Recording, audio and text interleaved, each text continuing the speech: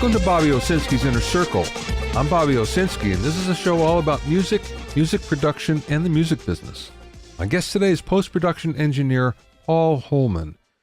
First of all, who uses Spotify in the United States? eMarketer estimates that there are 58.4 million users as of 2018, and they also predict it will go up to 65.6 million in 2019, and that represents almost 21% of all U.S. users. Wow, didn't think it was that high, huh?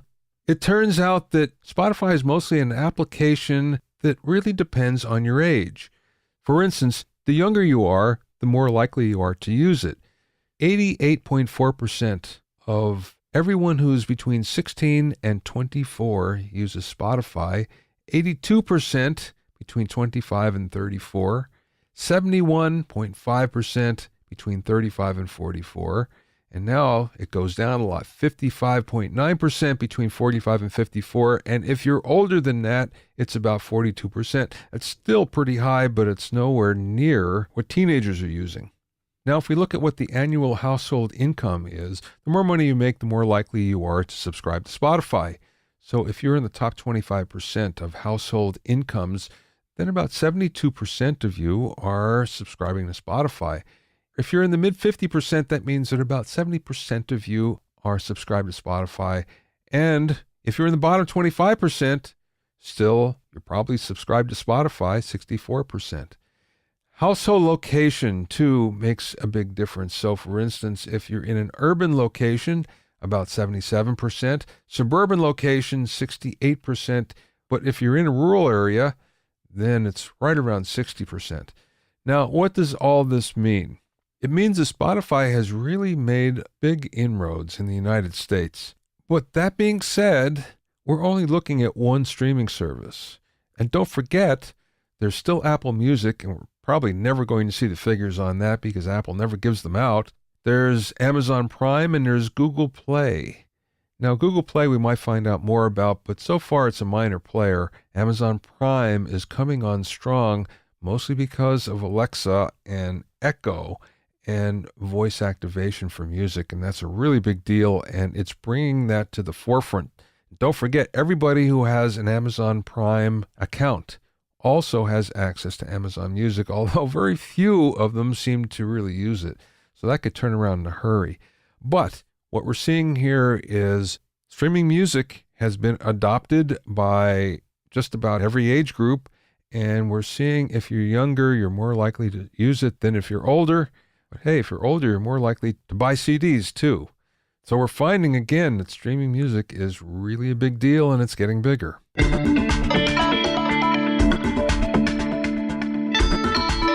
If you have any questions or comments, you can send them to questions@BobbyOInnerCircle.com. Don't forget about my online courses on mixing, production, branding, and music business success at BobbyOwsinskiCourses.com. Also, get an expert analysis and objective opinion of your songs and mixes as a member of my Hitmakers Club. Go to hitmakersclub.com to learn more.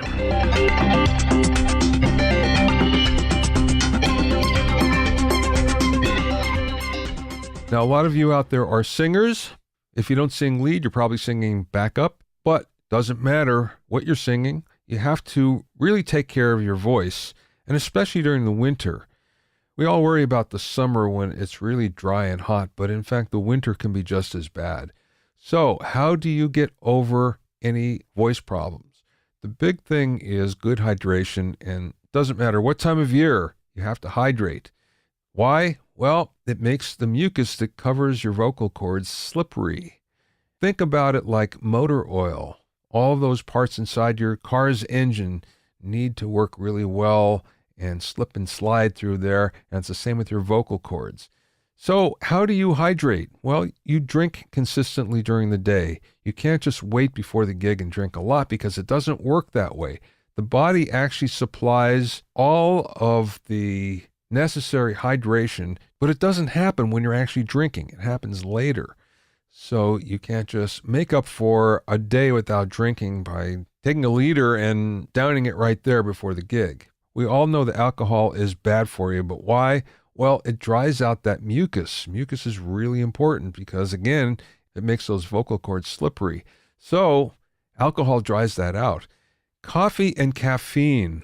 Once upon a time, we thought that was very, very bad for your voice. Now we're finding out it's not as bad as anyone thought. Yeah, you should probably still stay away, but if you decide to drink a few cups of coffee or tea, it's not going to hurt you that much. Another way to hydrate is to eat foods that contain a lot of water. Cucumbers, melon, grapes, watermelon, anything like that, one more is really helpful. And finally, dairy products. Now again, we've heard don't drink milk, don't drink any kind of dairy products because it produces phlegm. And we found out that it really doesn't produce phlegm. What it does is just thickens the mucus. And of course, what we want is thin and slippery mucus, not really thick mucus around those vocal cords. With dairy products, it's all built around fat content. The more fat that's in your dairy products, the more likely that you're going to get this thickening happening. So if you're going to do any kind of milk drinking or eating cheese or anything like that, just look for something that has lower fat content. And finally, we know that sometimes there's emergencies that we really want to get a lot of hydration into our systems around our noses, around our vocal cords. And one of the ways that we can do that, especially if you're out in the road, this is a really good thing. Soak a washcloth in hot water and then hold it over your mouth and nose. And that will come to your rescue when you really have to hydrate fast and get the right kind of mucus around your vocal cords. My guest today is Paul Hollman, who mixes and edits sound for film, TV, and streaming broadcast. His work currently airs on Netflix, Amazon, Sci-Fi, Discovery, and the Hallmark Channel. And he's mixed for episodic TV and documentaries that have aired on Fox, NBC, and PBS. Paul offers clients a full scope of sound services that include ADR, sound effects and effects editing, Foley, and music editorial. Paul works mainly out of his dubroom studio, but also works in many other recording rooms and stages around Hollywood. In the interview, we talked about making the transition from music into post-production, the intricacies of recording voiceovers, mixing indie films, and much, much more. We spoke via phone from a studio in Hollywood. Well, let's start from the beginning. Tell me how you get into the business. Well, it's a very familiar story, I believe, because I was a music guy, player, semi-professional for a few years. And then I stumbled into the technical engineering side of things. And this a result of a pretty small, modest label deal that my buddies and I found ourselves in, years ago. And what we did, and at the time it was a little crazy, but now is commonplace, is we built our own little studio. And this was the era of 16-track Pro Tools, if that. So we're talking very early on in the digital audio days.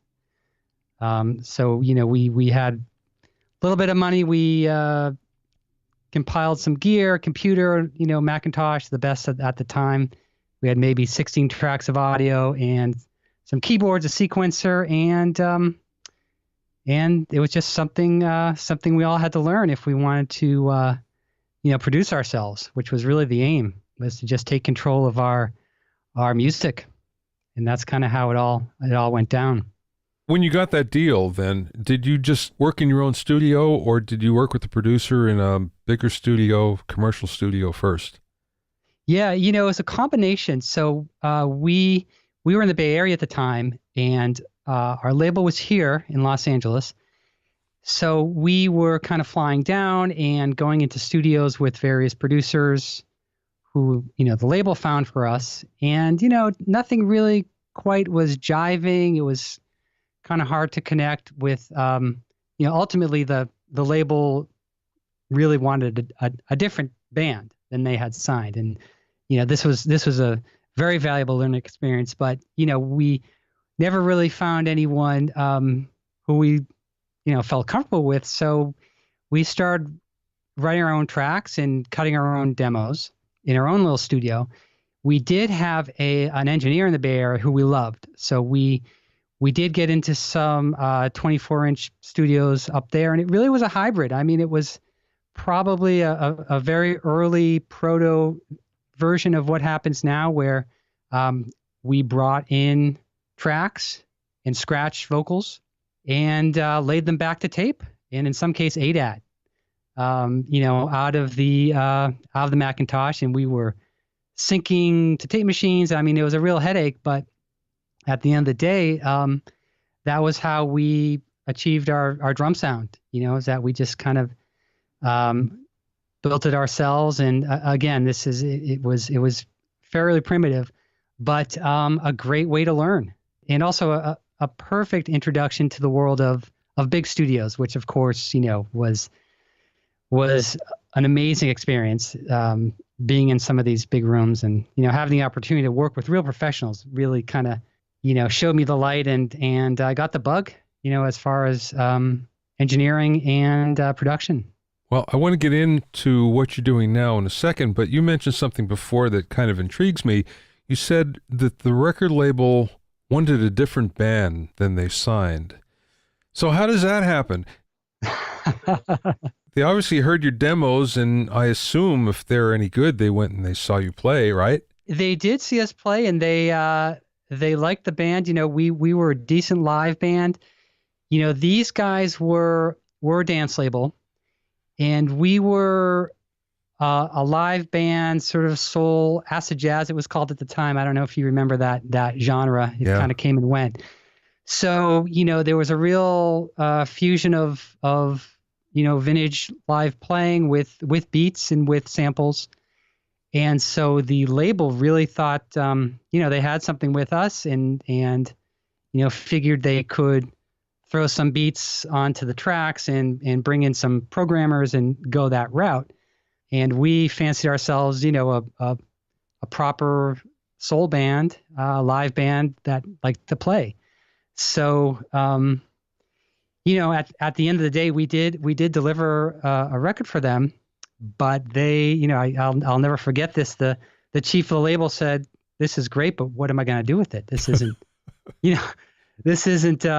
we don't know what to do with it. We love you guys. We don't know what to do with you guys." So what they did do is they had our masters, so they pulled our vocals off and pulled off some elements and sent it to their remixers. And these guys really did have a very, very successful dance compilation remix business. So, some of these tracks, got some play. Someone put us out in Japan. I mean, it's very cliche, big in Japan. But looking back, retrospect 2020 is, you want to understand, what your label is looking for and what they can and cannot do for you. And, that experience has really helped shape my approach to clients. That, you might think you're the smartest guy in the room, and, your songs are the best, or your music is proper or correct or authentic, this or that. But if the label is not feeling it, or they, it doesn't fit in with their business plan or their vision to build a business, then, it's going nowhere. So this was probably a 3 or 4 year lesson in, what to do, what not to do, and how labels work. So yeah, I look at it all very positively, because you can't go to school for this sort of thing. Yeah, right. Well, how did that lead you into post-production then? Because being a music guy, it's a different world where you're at now.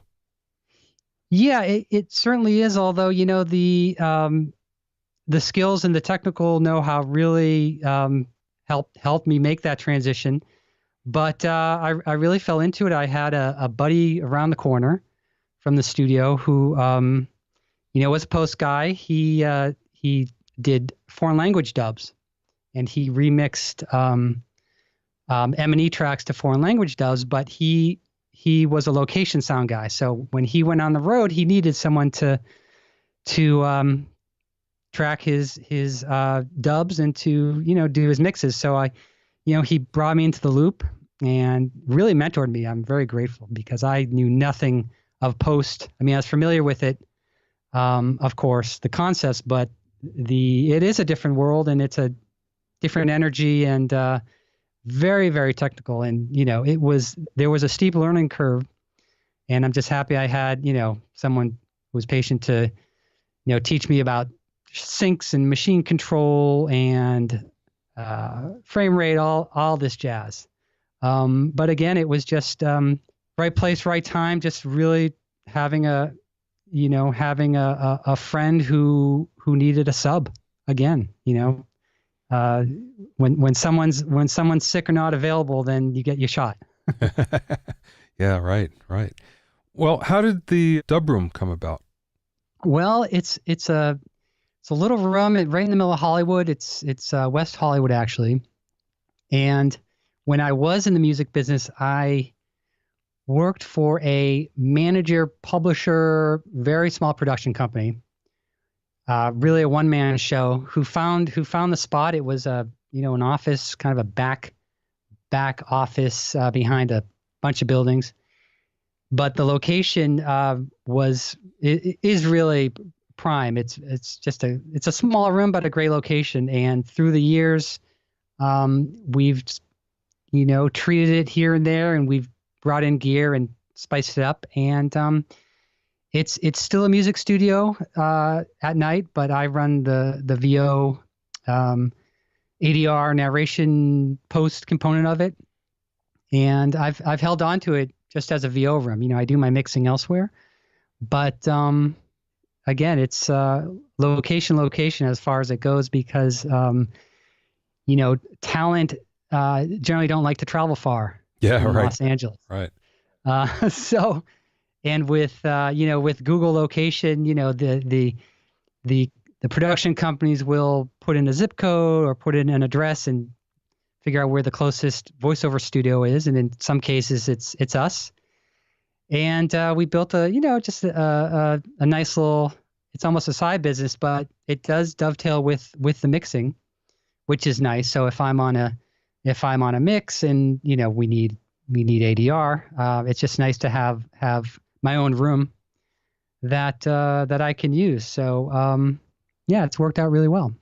Well, let's go to voiceovers for a little bit. What is your signal chain?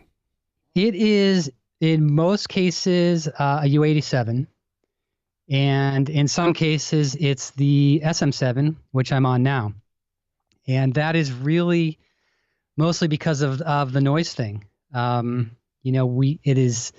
room is treated. It sounds pretty good, but being off Sunset Boulevard, it's just noisy. Yeah. And I sometimes struggle with the condenser, but for the most part, I'm always listening. But that's generally where we do the voiceover narration is the UA7, and then there's a Brent Averill a couple channels of 1081, I believe it's called. I guess it's a Neve sort of thing, mm-hmm. and an 1176, and that is probably 90% of the time. That's the chain, and I'll dabble with some other mics, and for ADR, of course, I have a Sennheiser, the shotgun, which is the industry standard for that. But that's pretty much how it is. I keep the compression fairly light, and the 1176 is generally pretty transparent, does the job, just for the shoutier portions. What does that mean when you say you keep it light? Well, as far as compression. Yeah. It's a real, narration voiceover is generally straightforward in that your talent is pretty consistent in their delivery. And it's a lot easier than, say, ADR, where you have an actor performing the movie. Okay. So really the greatest challenge I deal with is, a very excited actor on the shotgun mic. And that's when I have to really watch how I'm hitting the levels and hitting the compressor. So, I don't want to crush it too much. And I do have limiting as well, which I think is just a stopgap. I try not to even hit that limiter. So I'm really, almost like a location sound guy in some aspects where I'm riding the knob. If some guy's going to shout, I try to, anticipate that. And that's really that's the challenge. That's where you really have to pay attention. Voiceover narration, set it, and it's usually pretty good. As long as the talent is still and isn't moving around too much, proximity effect is a real pet peeve of mine because I'm very, very sensitive to how the room sounds. So I prefer to get them pretty close. The reason why I ask about the compression is because I had my own situation where I filled in for somebody when I was first new in Hollywood at a voiceover studio that mostly did commercials, mostly radio, but some television. My friend went on vacation for a couple of weeks, and he told me his method of doing it. He had a DBX 160, and he said, okay, just set it so you get about 6 dB of compression and leave it there. So I thought, well, okay, that's the way they want it. That's the way I'll do it. That being said, when I listen to a lot of voiceovers, it seems like there's a lot more than that that's going on. And for the life of me, I can't bring myself to put that much compression on. So that's why I'm curious about what you're doing. Yeah, I completely agree, Bobby, and I think this might be, coming from the music world where I wouldn't say it's a general rule because there are different schools of thought, but I prefer not to print compression, because as a mixer I want to, I just want to have, maybe it's a control freak, control thing, but I want to have the ability to compress the hell out of it later. And, I think the same goes for VO narration.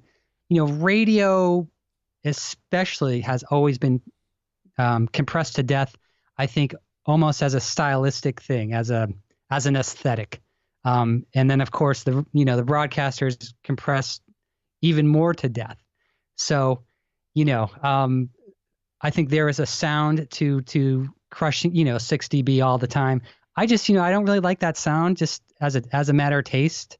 I would prefer to, keep it natural. And again, I think it might be from music, where I'm a dynamics guy. Yeah. And granted, a voiceover will certainly it'll be compressed for sure down the line, whether I'm doing it or whether someone else is doing it. But, I want to hear even in a narration, I like the dynamics. I like the performance. And, a good voice actor is like a session singer.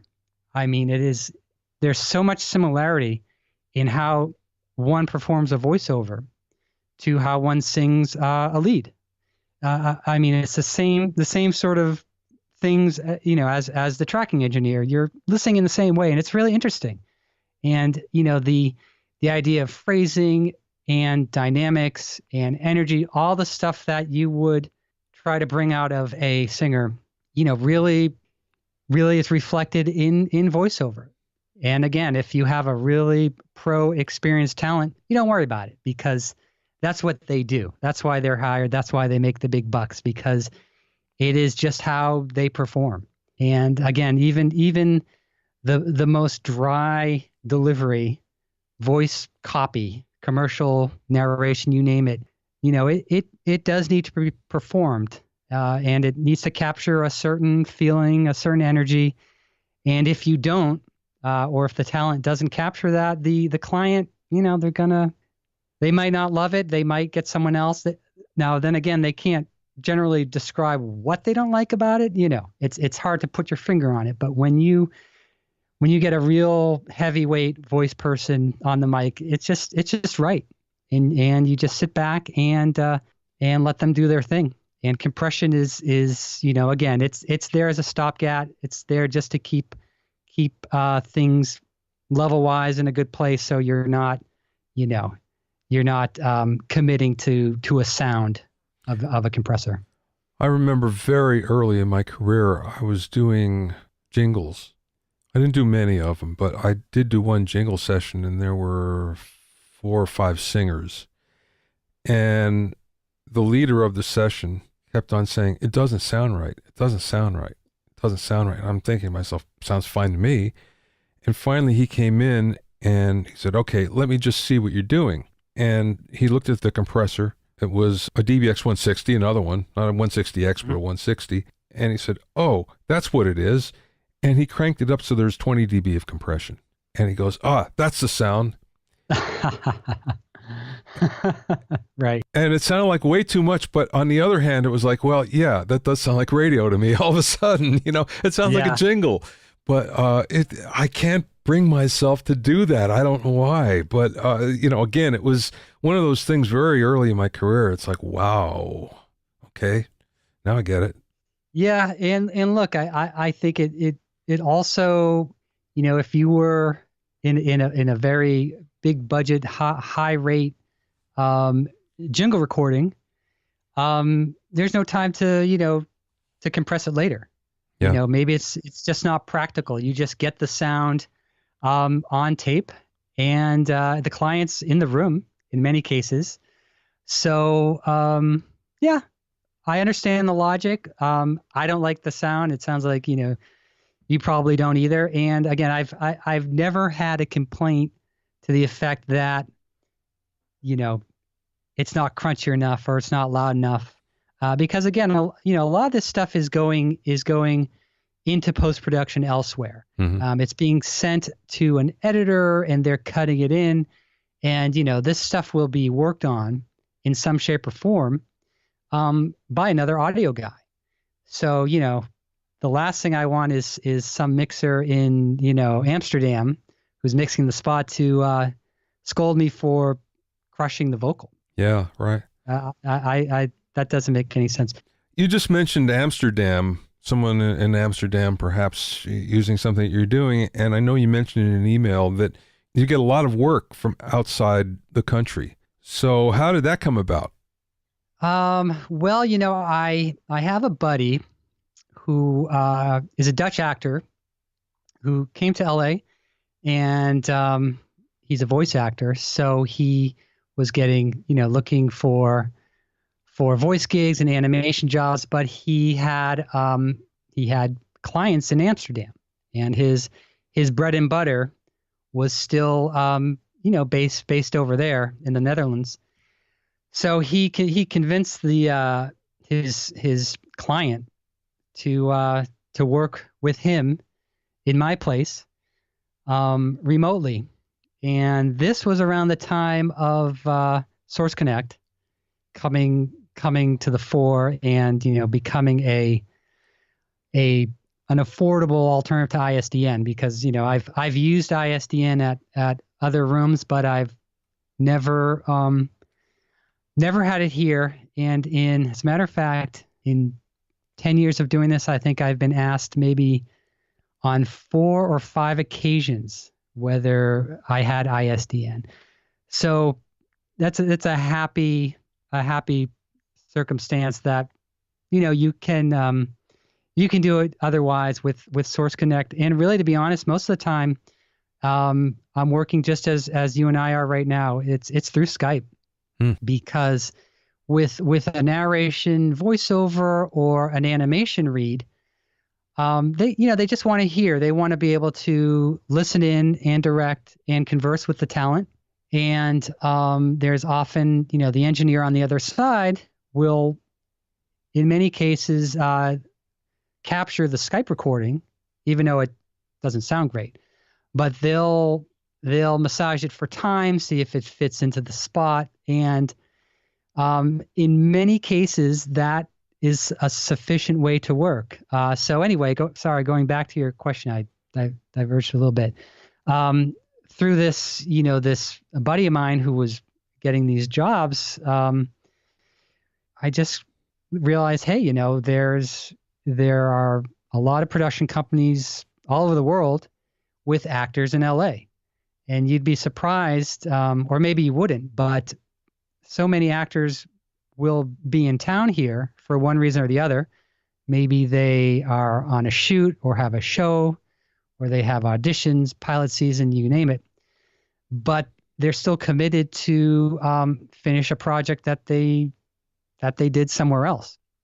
And because of the internet and decent bandwidth. Um, doesn't even have to be great bandwidth. As long as you have decent bandwidth, and you can technically get people talking to each other, it's a great solution, and it's very affordable because traditionally the company would either have to buy a ISDN or they would have to physically be in the room with their talent. So, even a company in New York City or Atlanta, traditionally they would fly out to LA or fly the talent back and be in the room to make sure it's right. But nowadays we have a couple of methods of doing it remotely, and I have a good stream of work that is in where I've never met my bosses. I've never met my clients. I've just talked to them over Skype and through email. So it's it's exciting, and it's very efficient. And as long as the recording's captured and everyone's happy, then there's no need for them to be physically in the room or watching the talent. Although they can watch the talent on video, presumably if they want. But yeah, it's been a nice run of overseas companies who reach out to me. I have a story that you'll appreciate, and this goes back to the Caveman days of recording. It was in the 80s. And this, again, is in that situation where I was filling in for a friend. So one day there's a session, and it's a voiceover session with Mark Leonard. Mark was, if you ever saw Star Trek, Spock's dad. Oh, okay, right. It was for a Scope commercial, and it was bouncing the signal off the satellite to the post house in Seattle. The ad agency was in Las Vegas, and they were on the phone, on a speakerphone, monitoring everything. So with the satellite, you only have 1 hour. You have 60 minutes. One way or the other, you have to be finished in that 60 minutes. So we start this voiceover, and it's going fine, it's going fine, it's going fine. And I'm recording it, and so is the other place. Why, I don't know, but I didn't ask. And somewhere in there, I hear over the speakerphone from the agency, "Can you take about 2 seconds out?" And they tell me where, and I say, okay. I go over to the tape, and I slice out 2 seconds. And I play it back for them, and they go, nah, put it back to where it was. And I can't find the piece of tape. It's gone. And I look all over for it. And in the meantime, I keep on hearing, what's going on? Why is it taking so long? What's going on? And the clock is ticking down towards the end of the hour. And I'm really sweating, thinking, oh my God, what am I going to do? And by dumb luck, I happened to look behind the tape machine, and it was stuck to the wall, this little piece of tape. And luckily, I pulled it out and stuck it in there. Everything was back to normal. Everybody was happy, and we got finished just barely within the hour. But it was one of those times, one of the few times in the business where I was so freaked out when it was finished, because it was like, wow, that was really close. But that was what we had to do back in those days, and now it's so much easier all the way around. Yeah, it's funny because you never forget those stories of the highest pressure situation. I mean, I'm sure if someone asks you, what was your most nail biting, teeth gritting experience in audio, that would, you'll never forget it. Yeah. Yeah. Right. I can't imagine the hourly on that satellite. I mean, can you imagine, the budgets, and again, a lot of it comes down to budget. Those days ad agencies were, like the labels, they didn't care. Yeah. Money was no object, and it is now. So it makes a lot more sense to, makes more sense to rent Skype and not even Source Connect in some cases. It's less money. You mix a lot of projects. You mix documentaries and indie films, and you mix for streaming media. And you say you don't use your studio for that. Do you mix in the box? Do you mix in another studio? How does that work? Yeah. So, I do have my own studio. It's a mixed room that I have a post setup, 5.1 near field setup, where I can do, they used to call it pre-dubs or pre-mixing, but I can pretty much do everything in the box.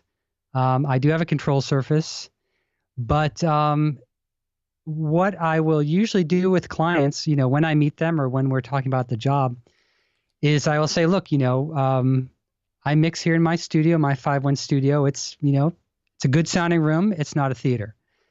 If you would like to mix in a theater, there's one that I can work at that I would be happy to bring you to.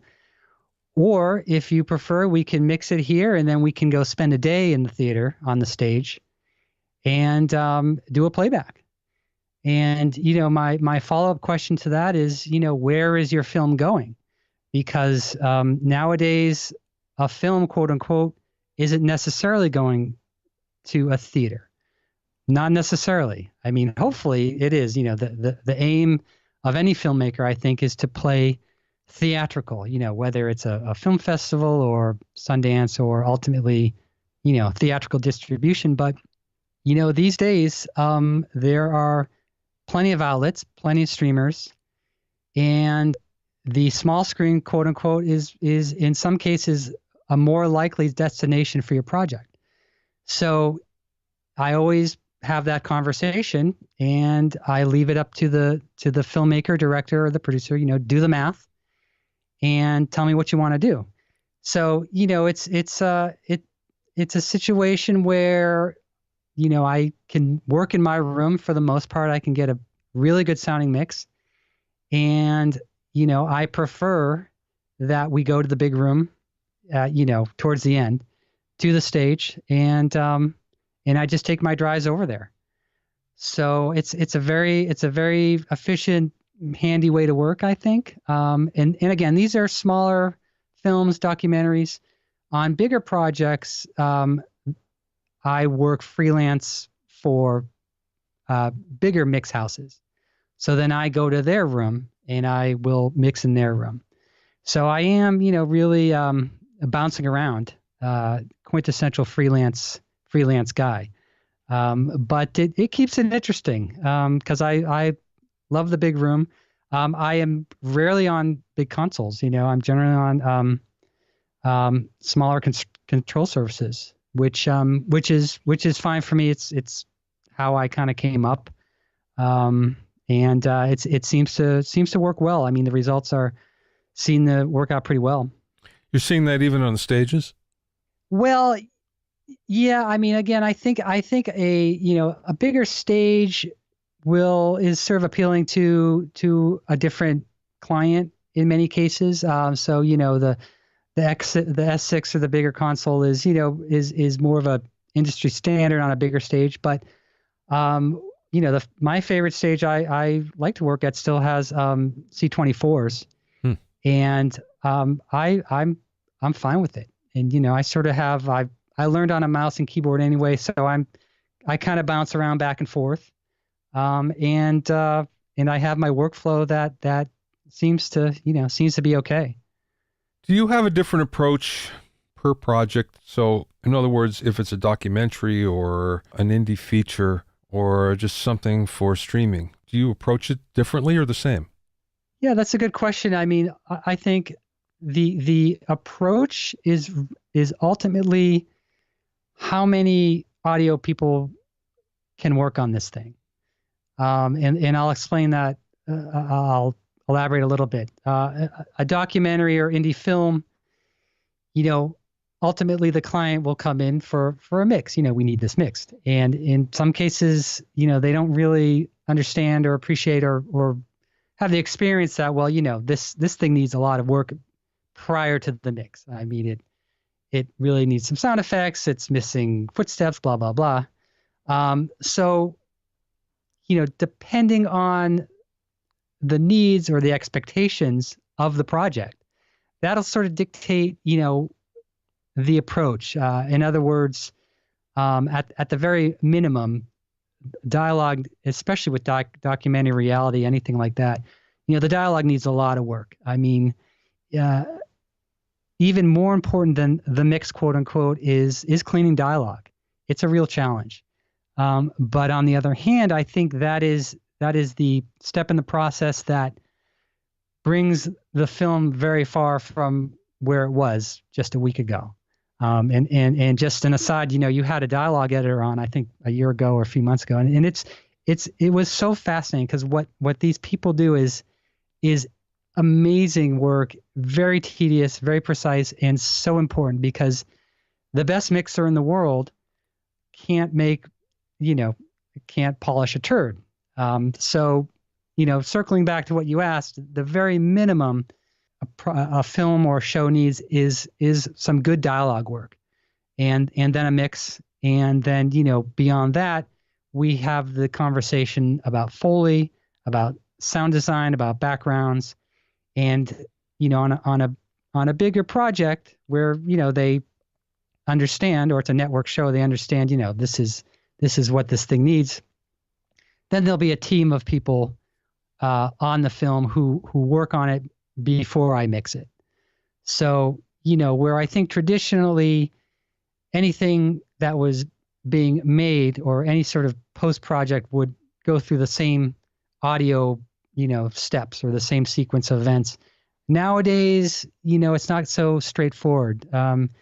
You really have to sit with the filmmaker and prioritize. And I'm always advocating for the more time spent on your sound, the better this film will play. I mean, ultimately, that's the conversation, and helping them to understand what that means. And documentary